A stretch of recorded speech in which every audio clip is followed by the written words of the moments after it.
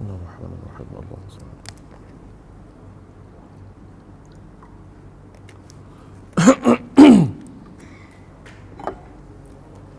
بسم الله الرحمن الرحيم.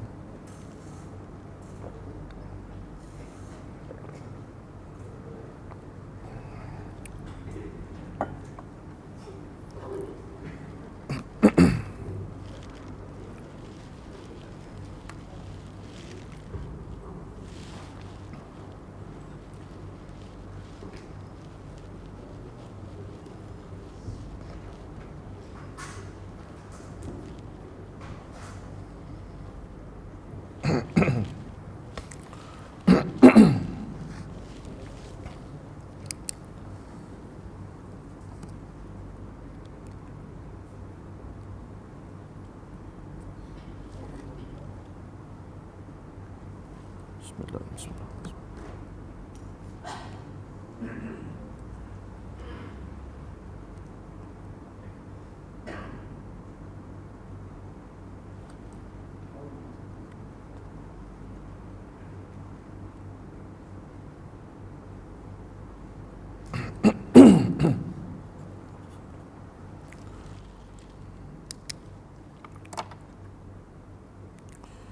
إلى حضرة النبي المصطفى رسول الله صلى الله عليه وسلم وآله الكرام وأصحابه العظام، خصوصا إلى روح مصنف هذا الكتاب وإلى أرواح والدينا ومشايخنا ولمعلمينا. شيء لله لهم الفاتحة. أعوذ بالله من الشيطان الرجيم. بسم الله الرحمن الرحيم. الحمد لله رب العالمين الرحمن الرحيم مالك يوم الدين. إياك نعبد وإياك نستعين. اهدنا الصراط المستقيم صراط الذين أنعمت عليهم غير المغضوب عليهم ولا الضالين. آمين. بسم الله الرحمن الرحيم. الحمد لله رب العالمين وأفضل الصلاة وأتم التسليم على سيدنا حبيبنا وشفيعنا وزخرنا ومولانا محمد وعلى آله وصحبه أجمعين. سبحانك لا علم لنا إلا ما علمتنا إنك أنت العليم الحكيم.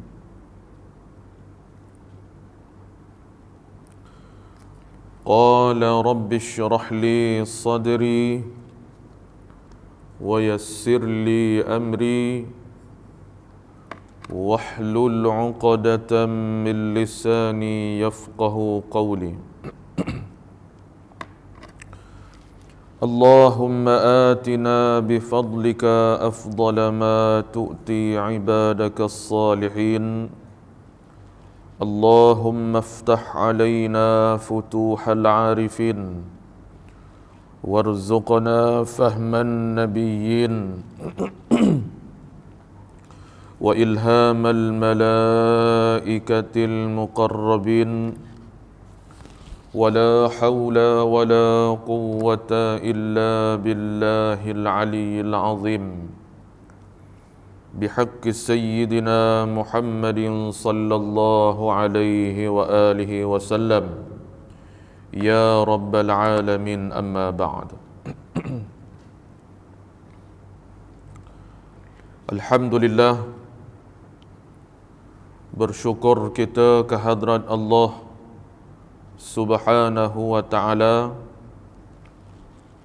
dapat sama-sama kita mendirikan pada malam ini tuntutan sembahyang fardu maghrib secara berjamaah. Kemudian daripada itu kita diberikan kekuatan oleh Allah Subhanahu wa ta'ala dapat sama-sama kita duduk pada malam ini dalam majlis ilmu kita. Dan insya-Allah kita sambung pembacaan kitab kita dalam bab tauhid berdasarkan kepada kitab Risalatut Tauhid bagi karangan seorang tokoh ulama daripada tanah air kita, iaitu Allah Yarham Al-Fadil Ustaz Haji Abdul Ghani Yahya rahimahullahu ta'ala rahmatan wasi'ah. Kita sambung kitab kita ini pada muka surat yang ke-10. Muka surat yang ke-10,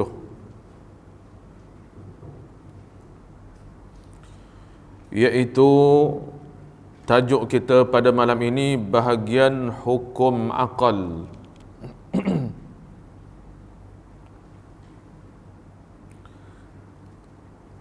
Bismillahirrahmanirrahim. Faqala al-musannif rahimahullahu ta'ala wa nafa'ana Allah bihi wa bi'ulumihi fid darain amin ya rabbal alamin. Bahagian hukum akal.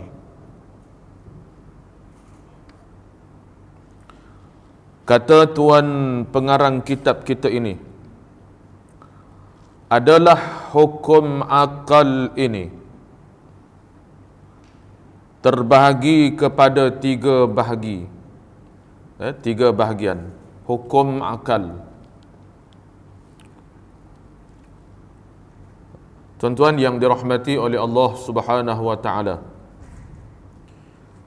hukum akal ni dalam perbahasan ataupun maudhu' topik ilmu tauhid, hukum akal ni bukanlah sebahagian daripada ilmu tauhid, tetapi disebutkan oleh para ulama kita, hukum akal ini adalah disebut sebagai tangga untuk memaham kepada pelajaran sifat-sifat yang wajib bagi Allah Subhanahu wa ta'ala serta perbahasan di dalam ilmu tauhid itu sendiri. Maka hukum akal ni dia bukanlah sebahagian daripada termasuk dalam ilmu tauhid itu sendiri, tetapi dibicarakan serta dimasukkan perbahasan hukum akal ini dalam kitab-kitab tauhid semata-mata sebagai suatu wasilah untuk memaham kepada perbahasan bagi ilmu tauhid yang akan kita pelajari itu, berkenaan dengan sifat-sifat yang wajib bagi Allah Subhanahu wa ta'ala, sifat-sifat yang mustahil bagi Allah Subhanahu wa ta'ala, dan termasuk pada perbahasan berkenaan dengan berkenaan dengan Rasul, para Nabi. Maka itu semua memerlukan kepada kita terlebih dahulu kena faham apakah yang dimaksudkan dengan hukum akal serta pembahagian-pembahagiannya. Maka inilah maudhu' kita tuan-tuan pada malam ini, tajuk yang akan kita perbahaskan, iaitu hukum akal ini dibahagikan kepada 3 bahagian yang wajib dipelajari dan diketahui oleh setiap daripada mukallaf laki dan perempuan, kerana untuk memahamkan ilmu tauhid ini tak dapat tidak dia kena memahamkan hukum akal. Maka hukum akal juga adalah satu topik yang mesti diketahui oleh setiap mukallaf laki dan perempuan. Baik, kita teruskan. Kerana adalah akal itu berkehendak bekerja atas sekira-kira hal pada mematutkan sesuatu bagi dihukumkan pada ilmu tauhid. Maknanya apa? Ayat tuan pengarang kitab kita ni. Ni ayat klasik tuan-tuan. Ayat klasik ni kalau kita faham jadi mudahlah.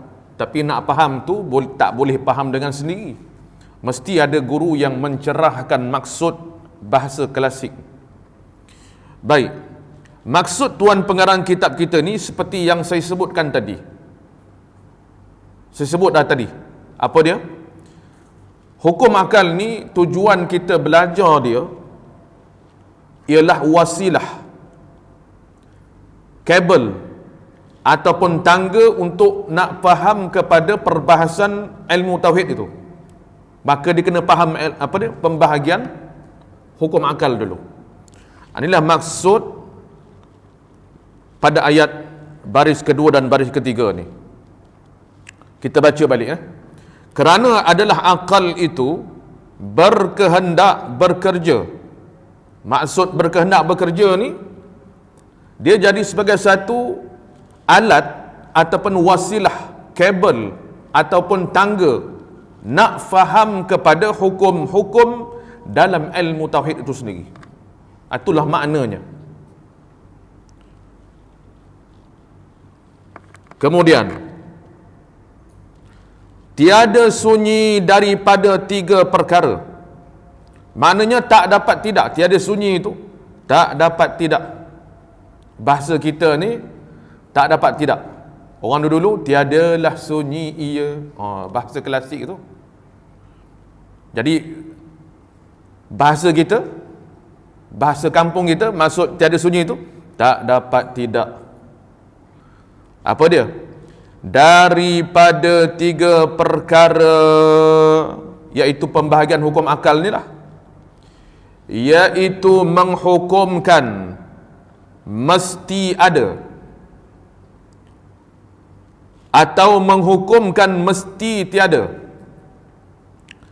atau menghukumkan boleh menerima, ada atau tiada. Inilah 3 pembahagian dia ni,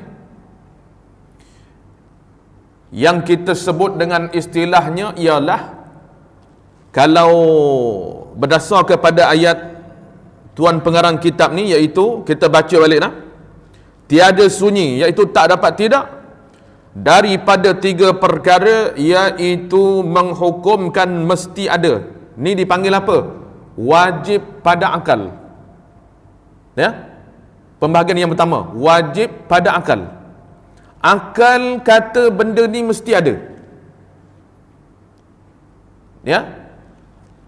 Atau menghukumkan mesti tiada. Yakni dalam istilah ilmu tauhid dipanggil apa dia? Mustahil pada akal. Dan yang pertama wajib pada akal. Yang kedua mustahil pada akal. Dan yang ketiga dia tulis sini, atau menghukumkan boleh menerima, ada atau tiada. Yakni dipanggil istilahnya harus pada akal. Harus ada, harus tak ada. Jadi kita ulang balik. Hukum akal ni secara umum 3 bahagian. Wajib pada akal, mustahil pada akal, dan harus pada akal. Kalau wajib pada akal, tak boleh tidak, benda ni mesti ada. Kalau mustahil akal, tak boleh tidak, benda ni mesti tak ada, tak boleh terima. Dan harus pada akal, iaitu harus ada atau harus tak ada. Itu je dia punya kefahaman dia, itu mudah je begitu. Ya. Jadi itu yang kena faham dulu. Itu hukum akal yang kita kena ketahui, senangnya. Itu dia, wajib pada akal, mustahil pada akal, dan harus pada akal. Baik. Kemudian kita teruskan lagi. Yang pertama, maksudnya pembahagian yang pertama disebut wajib akli ataupun wajib pada akal. Ya, wajib pada akal, iaitu perkara yang tiada diterima akal akan tiadanya. Makna akal tak boleh terima akan ketiadaannya. Ayat dia begitulah, ayat dia begitu. Jadi mudah kata, wajib pada akal ni, akal kata benda tu mesti ada. Tak boleh terima, tak ada, mesti ada. Dia wajib pada akal. Contoh mudahnya lah tuan-tuan, contoh mudah. Ni sebatang pen ni, contoh yang paling mudah lah, yang kata nak faham wajib pada akal. Ni pen ni wajib pada akal. Akal kita kata benda ni, pen ni mesti ada yang membuatnya, mesti ada kilang yang menghasilkan pen ini. Tak boleh diterima akal bahawasanya benda ini ada tanpa ada yang menghasilkannya, iaitu kilang pen ni tadi. Jadi akal kata wajib benda ni, apa dia? Ada yang menghasil, ada yang membuatnya. Jadi ini panggil wajib pada akal. Baik. Hakikatnya mesti menerima ada. Yang demikian apakala, sebagai contoh kita kaitkan dengan ilmu tauhid, apa dia sini? Yang demikian apakala dikatakan wajib bagi Allah Ta'ala, wajib bagi Allah Ta'ala, ni kita kaitkan dengan hukum akal tadi tak? Akal kata wajib pada akal, artinya tak boleh tidak, mesti ada. Jadi wajib kita kaitkan dengan ilmu tauhid, iaitu dikata apa? Contohnya wajib bagi Allah Ta'ala bersifat qidam. Maka maksudnya ialah apa? Bila dikatakan wajib pada akal Tuhan, iaitu Allah Ta'ala itu bersifat ia dengan sifat qidam, maksudnya ialah mesti ada pada Tuhan itu bersifat ia dengan qidam. Qidam ni apa tuan-tuan? Yang kita belajar dalam sifat 20 tu, Allah wujud qidam. Qidam tu maknanya apa? Qidam tu maknanya sedia kala. Sedia kala. Apa maksud sedia kala tu? Nantilah tuan-tuan, kita bincanglah dalam dia punya pengkhususan sifat qidam tu nantilah. Nanti kalau apa? Kalau sebut sekarang nanti kita dah nak ulang balik nanti. Jadi tak apa, kita sebut pada pelajaran yang khususiahnya, iaitu pada pelajaran sifat yang wajib bagi Allah, iaitu perbahasan sifat qidam bagi Allah Ta'ala. Jadi bagi contoh sajalah. Jadi nak kata apa dia? Akal kata wajib bagi Allah Ta'ala itu bersifat ia dengan sifat qidam. Salah satu sifat yang wajib disabitkan atas Allah Subhanahu wa Ta'ala, qidam. sedia kala. Qidam tu maksudnya sedia kala. Nak faham sedia kala tu macam mana tu, dalilnya apa, dalil aklinya apa, dalil naklinya apa, yang tu nanti kita bincang ya pada pelajaran khusus dia tu. Tak lama dah kita masuk dah tu. Sebab bila kita dah sebut pada hukum akal ni, tak lama dia masuklah hukum perbahasan sifat 20 tu. Baik. Ini kita nak faham hukum akal dulu. Baik, habis itu. Ya. Jadi wajib pada akal. Baik, yang kedua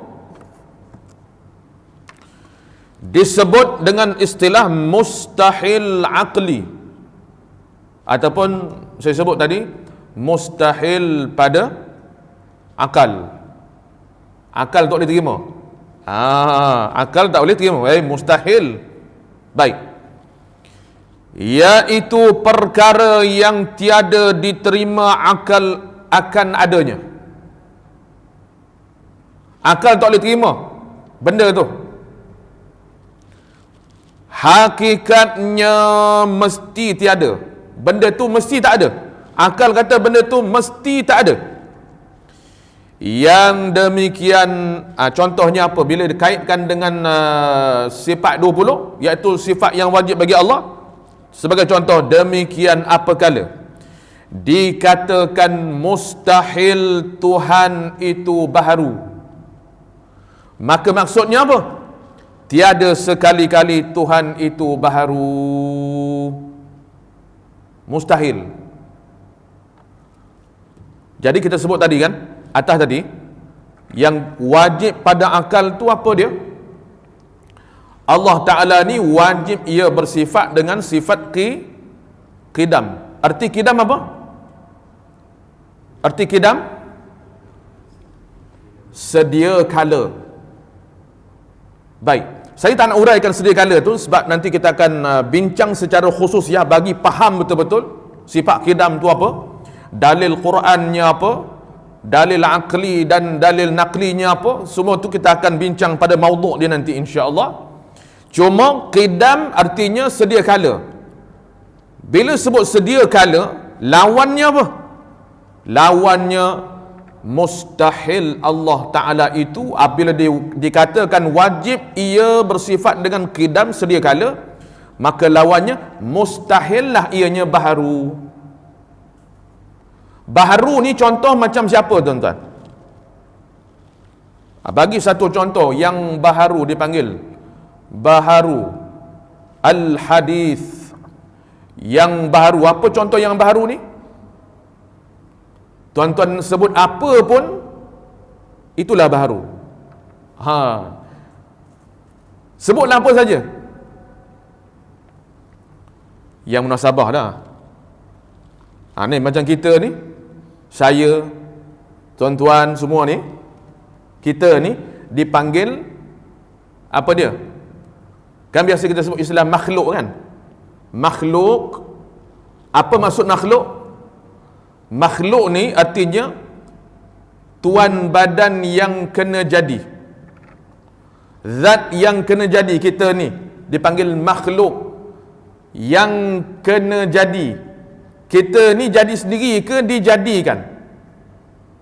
Kita ni tercipta dengan sendiri ke ada yang menciptanya?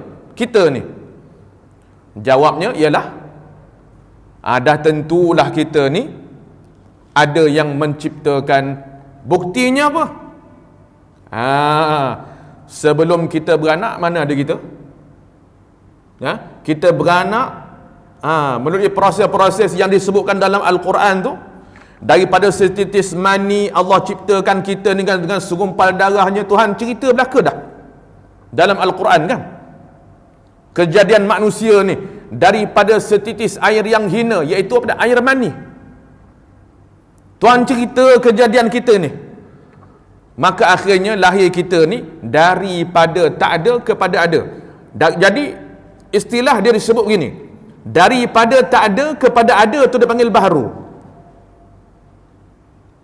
Kita ni asal Adam, Adamu, yakni tak ada.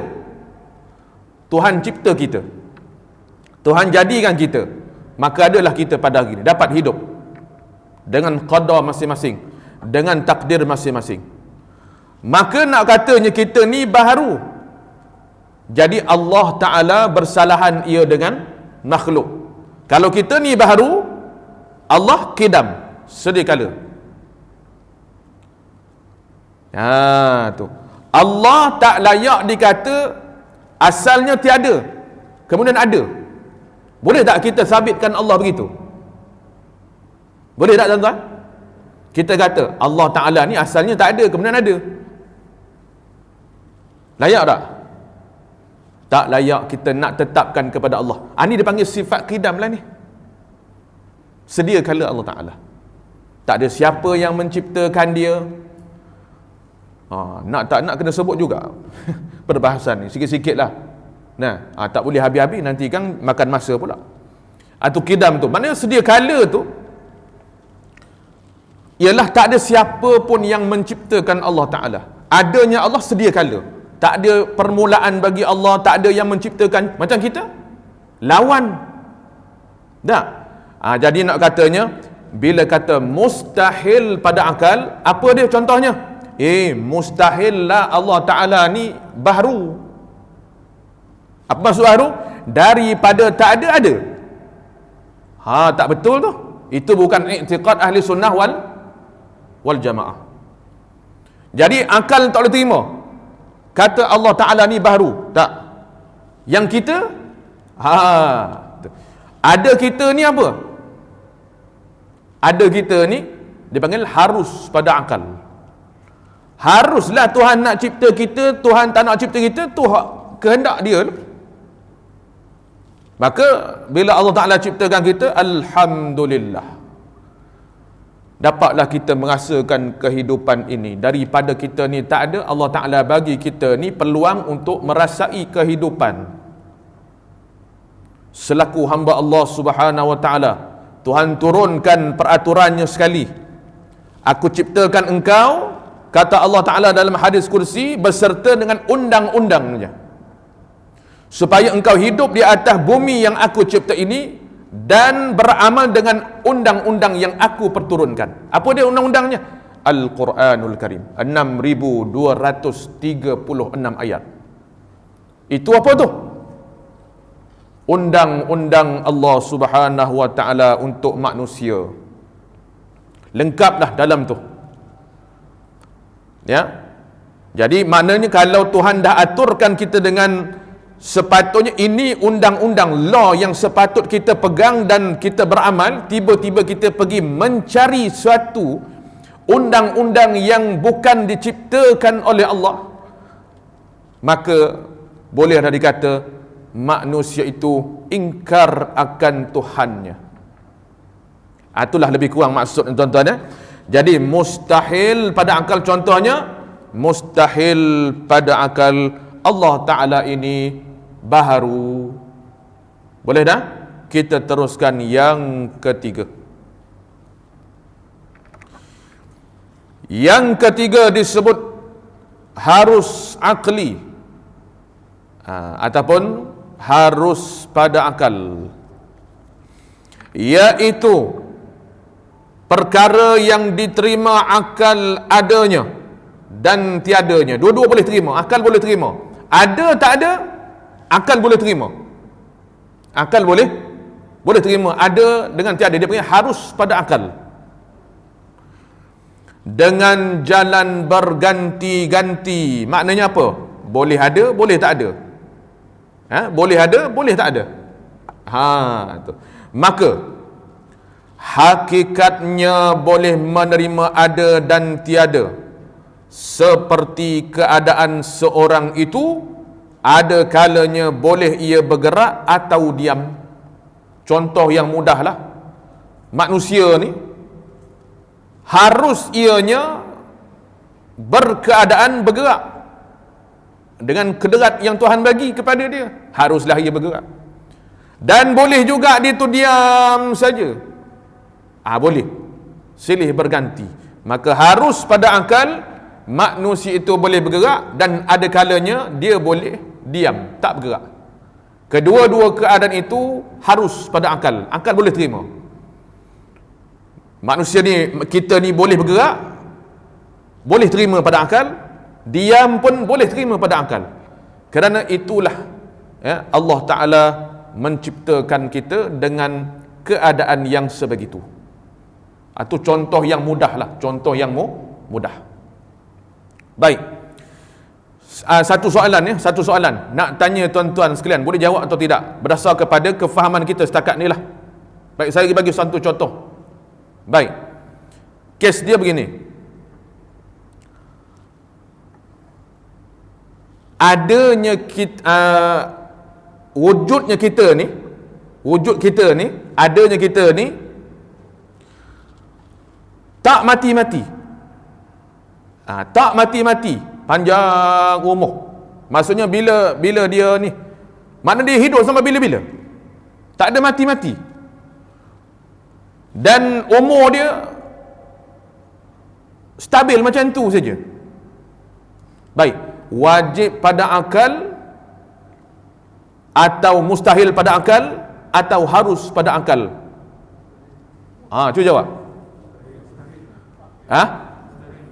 Mustahil pada akal. Betul. Cuba saya ulang sekali lagi. Ada kita, tiba-tiba Tuhan Allah Ta'ala nak tetapkan kita ni panjang umur, tak mati-mati. Wajib pada akal, akal boleh terima, ataupun mustahil pada akal, tak boleh terima, ataupun harus pada akal?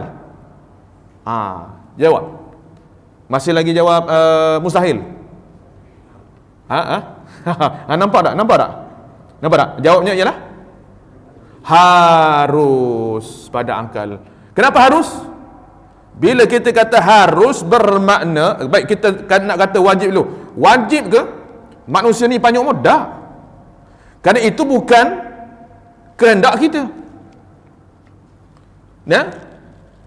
Nak kata mustahil pun tidak. Kalau kita mustahil lah manusia ni boleh panjang umur, seolah-olah kita menetapkan Allah Ta'ala ni tak berkuasa.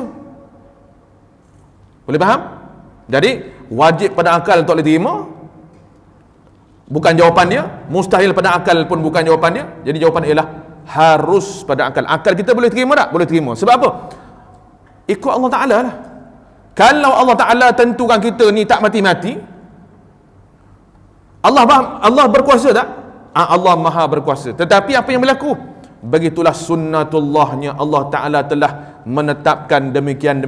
Manusia ni bila dalam ketika umur dalam kandungan ibu masuk 4 bulan, ditiupkan roh.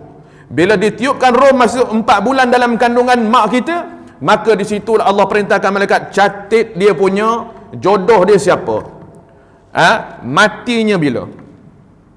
Itu yang disebut adalah hadis Bukhari Muslim, hadis Bukhari, Sahih Bukhari tu. Kita masa masa dalam perut mak kita umur 4 bulan, maka Allah perintahkan malaikat catat dia punya 4 perkara. Jodoh dia, matinya antaranya. Dia ada 4 perkara. Jadi dah ditentukan jodoh kita dengan siapa.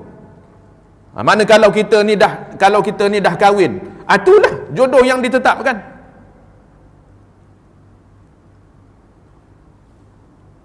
Bercerai kemudian kahwin, itu soal lain. Tapi maksudnya semua itu sudah ditulis oleh malaikat. Jadi mana begitu dia panggil sunnatullah. Jadi maknanya Allah Ta'ala dah tetapkan kita ni mati bila, umur kita mati bila, jam berapa, pukul berapa, meninggal di mana, hospital ke kat rumah, meninggal asbab apa, sakit apa awak meninggal. Semua tu dah ditentukan. Itu sunnatullah. Tetapi Allah Ta'ala Maha berkuasa jika dia nak memanjangkan umur hambanya tak mati-mati. Dalilnya apa? Nabi Isa alaihi salam. Kat mana dia? Nabi Isa alaihi salam, contoh yang mudah. Nabi Isa ini dibangkitkan Allah jadi Rasul ketika sebelum dibangkitkan Nabi Muhammad sallallahu alaihi wasallam lagi. Jadi kat mana sekarang ni Nabi Isa alaihi salam? Ditempatkan, diangkatkan oleh Allah, duduk di langit ketiga. Artinya Nabi Isa di antara hamba-hamba Allah Ta'ala yang dipanjangkan umur. Dajjal, Dajjal juga termasuk di antara hamba-hamba Allah Ta'ala yang dipanjangkan umurnya. Nampak tak? Itu membuktikan bahawasanya apa? Manusia ni kalau Allah Ta'ala nak panjangkan umur dia, tak mati-mati, buatlah apa pun, tak mati-mati, itu semua ketetapan dan kehendak Allah Subhanahu Wa Ta'ala. Sebab tu kita kata, saya timbulkan satu contoh. Maknanya nak kata apa? Wajib pada akal ke, mustahil pada akal ke, harus pada akal. Jadi kalau kita ni Allah nak panjangkan umur, maknanya harus pada akal. Harus ni maknanya boleh Allah Ta'ala nak panjang, atau boleh Allah Ta'ala nak memendekkan, jadi nak mematikan. Tapi sunnatullahnya begitulah, apa yang telah ditetapkan oleh Allah Subhanahu Wa Ta'ala. Itu sebagai satu contoh nak faham hukum akal. Jadi boleh nampak dah tu, boleh nampak dah tu, ya. Baik, jadi hukum akal ni lah saya sebut tadi awal tadi, penting kita nak faham, kerana kita nak bahas tentang ketuhanan Allah Subhanahu Wa Ta'ala, dia kena main hukum akal ni. Kalau tidak, jam juga kita. Jadi ulama, tengok, ulama tolong kita bahaskan hukum akal ni supaya kita ni tak tersesat dalam memahamkan tentang ketuhanan Allah Subhanahu Wa Ta'ala. Ingat tuan-tuan, kenal Allah ni hukumnya apa? Wajib. Berdasarkan hadis Nabi. Nabi SAW sebut dalam hadis yang pendek, Awaluddin ma'rifatullah. Awal-awal agama Nabi suruh kenal Allah Ta'ala dulu. Ma'rifatullah tu istilahnya, terjemahnya ialah kenal Allah dulu. Kenal Allah macam mana? Kenal kepada sifat-sifat dia yang disebutkan oleh Allah sendiri dalam Al-Quran. Itu yang Imam Abu Hasan Al-Asy'ari gali, kemudian buat satu apa dia, rumusan dipanggil kaedah sifat 20 tu. Sifat 20, marilah sifat tu wujud, keadaan, semua tu dia ambil, digali daripada Al-Quran. Cuma nak fahamkan sifat-sifat Allah yang sempurna ni, yang maha sempurna ni, dia kena main hukum akal juga. Boleh faham. Sebab tu saya sebut tadi, wasilah tangga nak faham kepada sifat Allah Ta'ala ni, kita ni manusia tuan-tuan, lemah kita ni. Sebab tu kena main hukum akal, kalau tidak jam kita. Jam kita. Baik. Habis itu. Kemudian kita tengok kepada bahagian wajib akli, hukum akal, wajib pada akal ni dua bahagi pula. Dua bahagi pula. Kemudian adalah wajib akli terbahagi kepada dua. Yang dikatakan istilah wajib pada akal ni, ulama bahagi pula kepada dua. Yang pertama dipanggil wajib akli daruri. Wajib akli daruri. Daruri itu maknanya apa? Dalam kurungan tu dia tulis apa? Senang, mudah. Daruri itu senang atau mudah. Mudah saja. Baik, apa maksud wajib akli daruri? Kata tuan pengarang kitab kita, iaitu menghukumkan sesuatu itu tetap adanya dengan tiada berkehendak kepada bahasan, yakni perbahasan, dan mendirikan kenyataan-kenyataan seperti menghukumkan satu itu tetap separuh daripada dua. Ni dipanggil wajib akli daruri. Mudah-mudah aja kita kata wajib akli ni secara mudah, tak payah bahas panjang-panjang. Atau bahasa kita, tak payah cerita banyak lah. Bahasa kita ni tak payah cerita panjang-panjang. Cerita pendek dia ialah apa dia? Mudah saja dia panggil daruri. Untuk menetapkan sesuatu tanpa perlu kepada apa dia? Tanpa perlu kepada perbahasan yang panjang lebar, tak perlu dah. Ini panggil wajib akli daruri. Maka dia bagi contoh seperti menghukumkan satu itu tetap separuh daripada dua. Maksudnya apa? Tetapkan apa tu? Separuh daripada dua. Begini. Saya bagi soalan tuan-tuan jawab mudah aja. Orang nak fahamkan wajib akli daruri ni. Baik. 1 tambah 1. Berapa jawabnya? Mudah aja soalan ni. Soalan matematik. 1 campur 1, 1 tambah 1, jawabnya 2. Jadi ini dia panggil wajib akli daruri. Secara mudah aja kita boleh faham dah, tak perlu kepada perbahasan yang panjang lebar. 1 campur 1 apa? 2. Dia mesti jawapan yang akan keluar 1 campur 1, 2. Tak boleh ada jawapan lain. 1 campur 1, 11. Boleh ke? Salah ke betul? Salah. Ini secara mudah. Tak perlu kepada dalil, tak perlu kepada apa, tak perlu kepada perbahasan yang panjang lebar. Mudah saja. 1 tambah 1, budak tadika boleh jawab, tuan-tuan. Tu nak kata daruri, mudah. Kemudian ataupun contoh yang saya bagi pada kuliah lepas, ingat tak? Wajib akli daruri. Baik.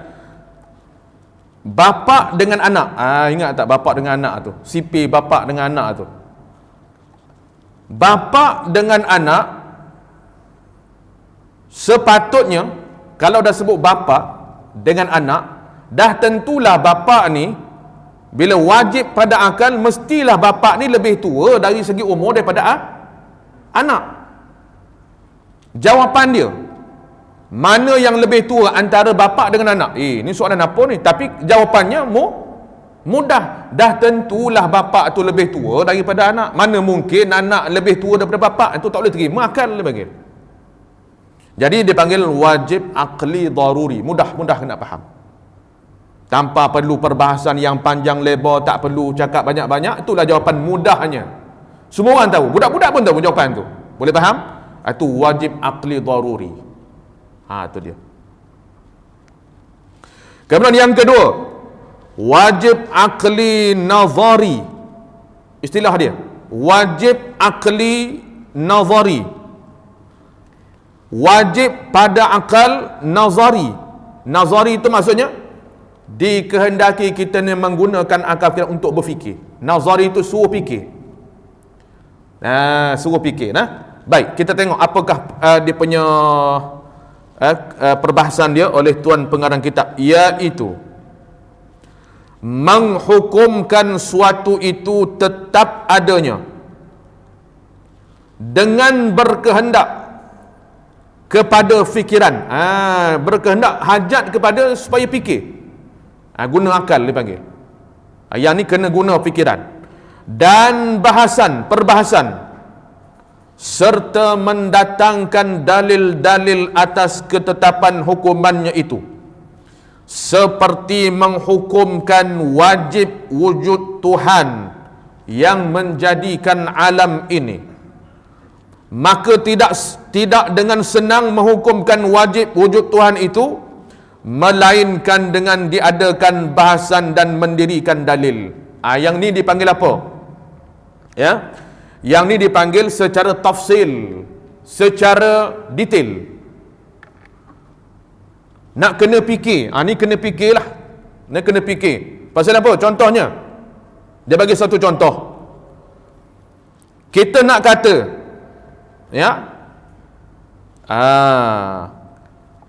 apakah dalil yang menunjukkan Tuhan itu wujud? Tu. Maksudnya apa dia? Kenalah dirikan dalil, kenalah datangkan dalil. Apa dia? Apakah dalil yang menunjukkan Allah Ta'ala itu wujud? Jadi maknanya satu jawapan secara mudahnya, pergi ke atas dari itu, darurinya apa dia? Secara mudahnya apa dia? Ijmalnya, mudahnya kita kata begini, adanya alam ini, adanya segala ciptaan-ciptaan ini menunjukkan ada yang menciptanya. Yang menciptakan itu adalah Allah. Mudah kata begitu. Kemudian, baik, dalilnya apa? Yang tu dipanggil nazari, kena fikirlah. Yang kena fikir ni maksudnya bukan fikir sendiri, maksudnya fikir berdasarkan kepada dalil akli, dalil naqli, dalil Quran. Mesti ada dalil. Mesti ada dalil. Apa dalilnya? Dalilnya apa dia? Kalau kita kaitkan dalam Al-Quran, apa dalil? Dalil yang mengatakan Allah Ta'ala wujud. Ya. Contohnya ayat Allah Ta'ala berfirman dalam Al-Quran surah Muhammad ayat yang ke-2. Fa'lam annahu la ilaha illallah. Ketahui olehmu, kata Allah. Fa'lam, ketahui olehmu, annahu, sesungguhnya dia, yakni Allah, la ilaha illallah, tiada Tuhan yang sebenar-benar illallah, melainkan Allah. Itulah dalil naqli, dalil Al-Quran menunjukkan atas adanya Allah Ta'ala dan tidak ada lain Tuhan kecuali Allah Subhanahu wa Ta'ala. Saya teringat satu kisah yang berlaku di antara seorang ateis. Seorang ateis ni, orang yang tak percayakan kewujudan Tuhan. Orang ateis ni lah yang suka guna ayat semula jadi ni. Semula jadi. Kita salah tak sebut kalau nak sebut alam semula jadi, sungai ini terbentang semula jadi. Salah tak sebut itu? Salah tak dari segi ilmu tauhid? Salah tak?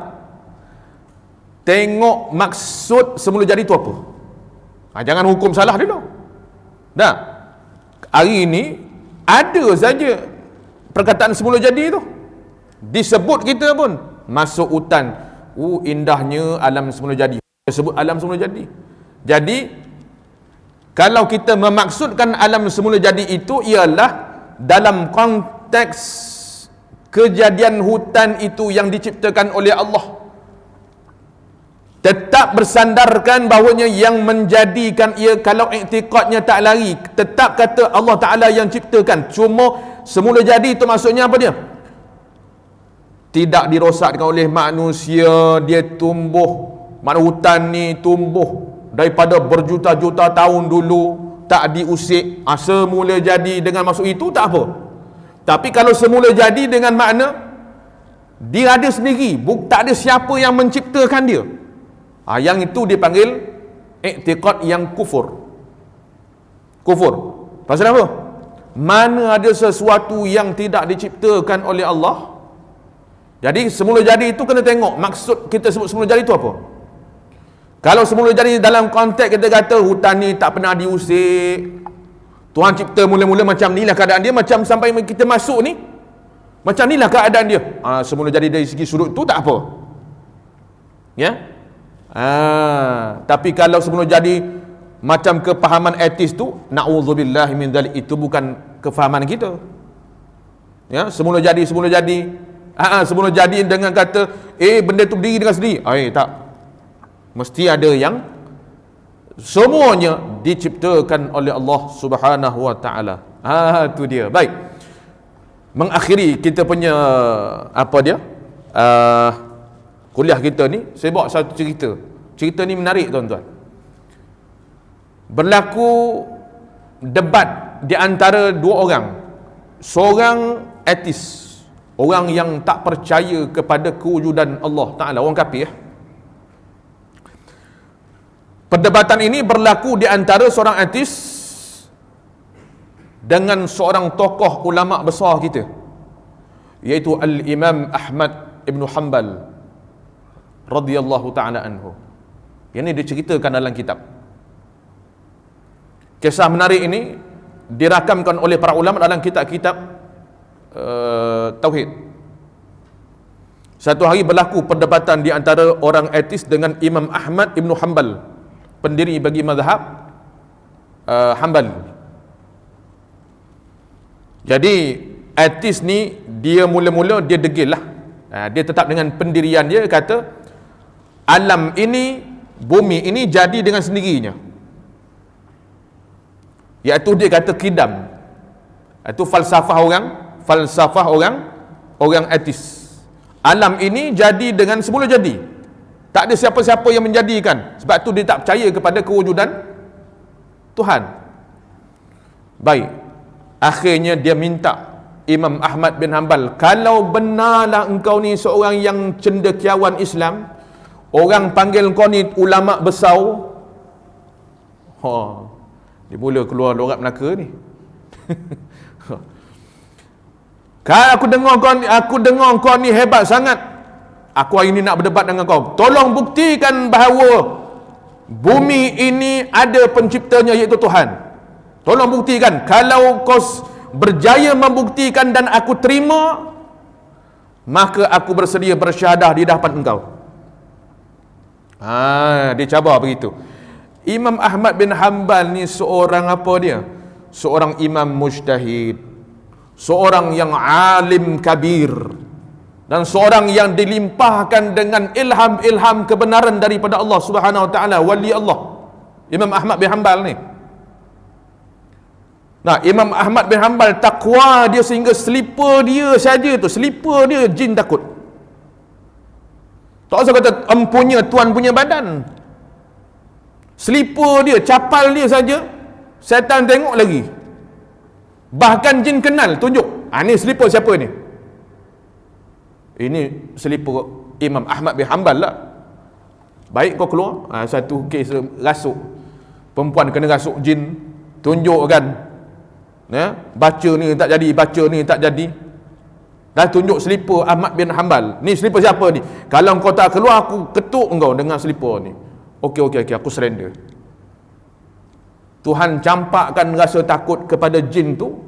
Asbab nak tunjuk apa? Nak tunjuknya, begitulah kehebatan, ketakwaan, kezuhudan, keimanan Imam Ahmad bin Hanbal radhiyallahu taala anhu. Baik. Jadi si ateis ni dia kata, kalau awak berjaya membuktikan bahawa bumi ini ada penciptanya, yakni Tuhan, aku akan beriman dengan agama engkau. Maka Imam Ahmad bin Hanbal dia cerita. Dia jawab persoalan tu dengan bagi satu cerita, kemudian dia soal balik.